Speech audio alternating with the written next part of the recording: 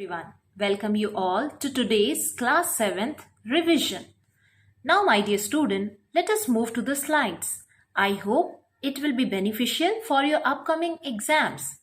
So, the first chapter, you can see here in the first chapter is a story about three questions written by Leo Tolstoy, explores the theme of wisdom, acceptance, kindness, and forgiveness.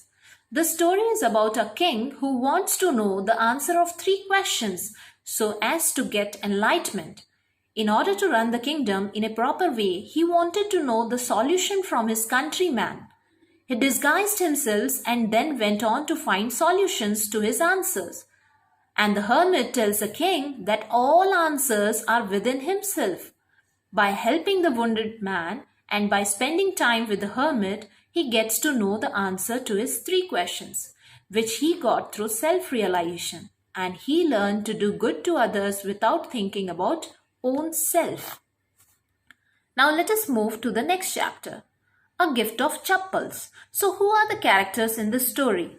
Mridu, Ravi, Meena, MP Punya, Rukmani and Tapi. Now the story is Mridu goes to Rukmani's house or aunt's house with grandparents, where she sees a pair of slippers, long, covered with dust mark of every toe on the front part of each slipper. Ravi drags her to the backyard, and there they have hidden a cat or a kitten. Ravi has to bring milk for the kitten with very difficulty, and they discusses that the elder always says to be kind with animals, and if they becomes they screams or the elder screams. They name the kitten Mahindran. The story is all about mischievous and simplicity of children's behavior. They wish to explore every aspect but act according to their own magic. They gave chappals to the beggar and then to the music teacher without hesitation. Their sensitive heart melts easily. Now let us move to the next chapter, Gopal and the Hilsa fish. So here in this story, the lesson is a comic visualization of a story of a king who challenged his witty courtier and Gopal to bring Hilsa fish to the court.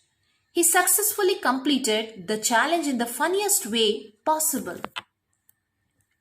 When his true personality was revealed, he told him that because of his appearance, nobody talked about fish, and they were taken aback and were repelled by his shabby clothes. Thus, he won the challenge. Now let us move to the next chapter, the ashes that made trees bloom. So this is a story of hints of magical realism. Means there are a lot of magic in it, along with themes of kindness, mythology, karma, animals, fantasy, kindness, and society. Now let us move to the next chapter, or the poem, The Squirrel. In this poem, The Squirrel, the poet is Mildred Bower Armstrong. He describes that he observes in his garden. What he observed in his garden. The poet describes how the squirrel covered in grey fur sits in an upright position on a tree branch eating a nut. His tail looks like a question mark because of its bent shape. And the happy and lively squirrel loves to play with the poet and her friends. Whenever they run around his tree, he would run to the other side of the tree. And the poet tells us about the nature of the squirrel, that it is innocently naughty and likes to tease anyone who comes near him. Now let us move to the next chapter, that is the rebel. As we all know, rebel is a person who always acts opposite. Means whatever we do, he will do that opposite to it. So here in this poem, a rebel is a person who always disagree with you. He likes to do the opposite of what everyone loves to do. When everyone has short hair, the rebel spots long hair. When everybody lets his hair grow long, the rebel cuts his hair short. And when others in the class talk, the rebel keeps silent. But when others are quiet, the rebel breaks this silence. So when other boys go to school in uniforms, the rebel puts on colorful clothes. So when other boys are in fancy dress, the rebel dresses in simple. If others are dog lover, the rebel prefers cats. But in the company of cat lover, he will praise dogs. So when everybody longs for sunlight, the rebel longs for rain. And when others go to the meeting, the rebel stays at home and read books. So when everybody agrees, the rebel disagrees, and the rebels are necessary because they help us look at life differently. But this practice will not suit everyone. So I hope this chapter is also clear to you. Now let us move to the last chapter, that is the shed. Here the poem is all about the shed, which is a small room away from the main house. It is located at the bottom of the poet's garden.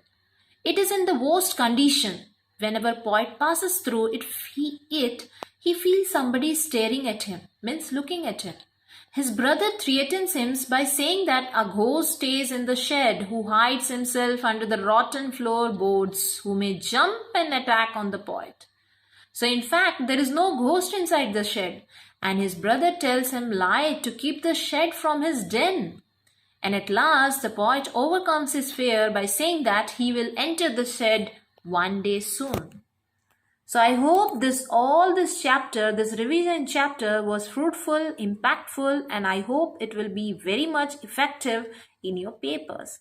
So thank you all for watching my audio. For any queries, comments, feedback, do comment on my chat box. Thank you all.